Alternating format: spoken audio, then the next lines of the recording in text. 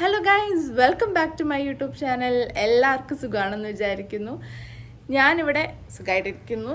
എൻ്റെ ചാനലിലേക്ക് എല്ലാവർക്കും സ്വാഗതം. അപ്പോൾ ഒരുപാട് നാളെ ഇങ്ങനെ ഒരു ഇൻട്രോ പറഞ്ഞിട്ട് അപ്പോൾ എനിക്ക് കുറച്ച് ബുദ്ധിമുട്ട് ഫീൽ ചെയ്യുന്നുണ്ട് ക്യാമറ നോക്കിയപ്പോൾ ഇൻട്രോ പറയാനായിട്ട്. കുറേ തിരക്കുകളൊക്കെ കാരണമാണ് വീഡിയോ ഒന്നും ചെയ്യാതിരുന്നത്. ഇനിയിപ്പോൾ കുറച്ച് നാളായിട്ട് വീഡിയോ ചെയ്യണമെന്നുണ്ട്. നമുക്ക് നോക്കാം. അപ്പോൾ ഇന്ന് ഞാനൊരു കുക്കിംഗ് വീഡിയോ ആയിട്ടാണ് വന്നേക്കുന്നത്. ഇന്ന് സൺഡേ ആണ്, അപ്പോൾ വർക്കൊന്നുമില്ല. അപ്പോൾ ഞാൻ വിചാരിച്ചു എന്തെങ്കിലും കുക്ക് ചെയ്യാമെന്ന്. അപ്പം ബിന്ദി മസാലയാണ് നമ്മളിന്ന് കുക്ക് ചെയ്യാൻ പോകുന്നത്. ഒരു നോർത്ത് സ്റ്റൈൽ ഡിഷാണത്, നമ്മുടെ വെണ്ടയ്ക്ക വെച്ചിട്ട്. അപ്പോൾ നമുക്ക് നേരെ വീഡിയോയിലേക്ക് പോകാം. കുറേ നാളായിട്ട് ഇങ്ങനെ കണ്ടിന്യൂസ് ആയിട്ട് വീഡിയോ ഇടാത്തതുകൊണ്ട് അതിൻ്റേതായ കുറച്ച് പ്രശ്നങ്ങളുണ്ടാവും. ഇനി അങ്ങോട്ടുള്ള വീഡിയോയിൽ അതൊക്കെ ശരിയാക്കാം. അപ്പോൾ നമുക്ക് കൂടുതൽ ഇനി വൈകിപ്പിക്കാതെ വീഡിയോയിലേക്ക് പോവാം. So once again welcome back to my YouTube channel.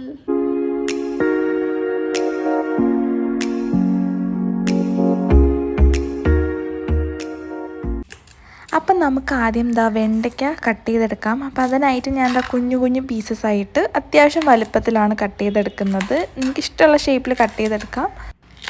ഇനി നമുക്ക് വേണ്ടത് സവാളയാണ്. അപ്പം ഞാനൊരു മീഡിയം സൈസ്ഡ് സവാളയാണ് എടുത്തിട്ടുള്ളത്. അപ്പോൾ അത് നമുക്ക് നീളത്തിൽ കട്ട് ചെയ്തെടുക്കാം. ഒരു സവാള മതിയാവും, കാര്യം ഞാനിവിടെ ഒരു 3-4 വെണ്ടയ്ക്ക മാത്രമേ എടുക്കുന്നുള്ളൂ. വെണ്ടയ്ക്കയുടെ ക്വാണ്ടിറ്റി അനുസരിച്ച് നിങ്ങൾക്ക് എടുക്കാം. പിന്നെ 2 പച്ചമുളക്, അത് നീളത്തിൽ കട്ട് ചെയ്തിട്ട് ഒരു 2-3 ആയിട്ട് ഇങ്ങനെ റെക്റ്റാങ്കിൾ ഷേപ്പിൽ വരുന്ന രീതിക്ക് കട്ട് ചെയ്തെടുക്കാം.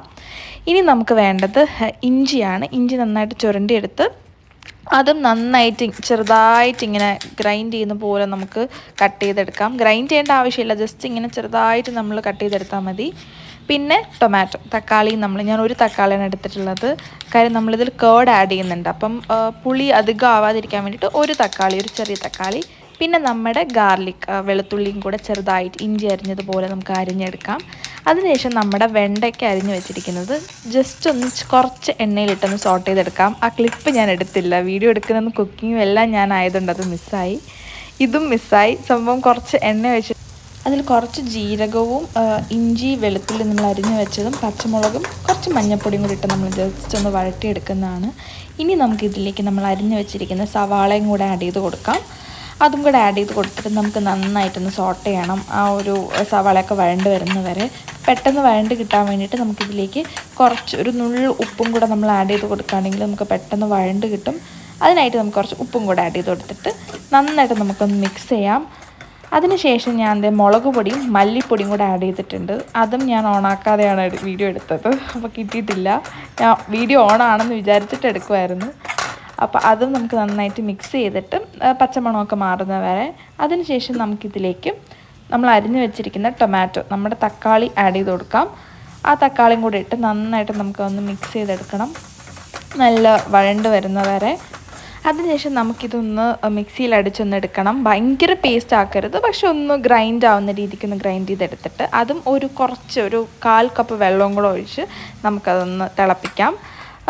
നന്നായിട്ടൊന്ന് തിളച്ച് വരുന്നൊരു സമയം, ഒന്ന് കുറുകുന്നൊരു തിളച്ച് വരുന്നൊരു സമയമാകുമ്പോഴത്തേക്കും നമുക്ക് നമ്മുടെ ഈ സോട്ട് ചെയ്ത് വെച്ച നമ്മുടെ വെണ്ടയ്ക്ക, എണ്ണയിലിട്ടൊന്ന് മൂപ്പിച്ച് വെച്ച വെണ്ടയ്ക്കയും കൂടെ ആഡ് ചെയ്ത് കൊടുത്തിട്ട് നന്നായിട്ട് മിക്സ് ചെയ്ത് കൊടുക്കണം. എന്നിട്ട് നിങ്ങൾക്ക് കുറച്ച് ചൂടുവെള്ളം ആഡ് ചെയ്ത് കൊടുക്കാം. നമുക്ക് വെണ്ടയ്ക്ക ഒന്ന് വേവാൻ വേണ്ടിയിട്ടാണ്.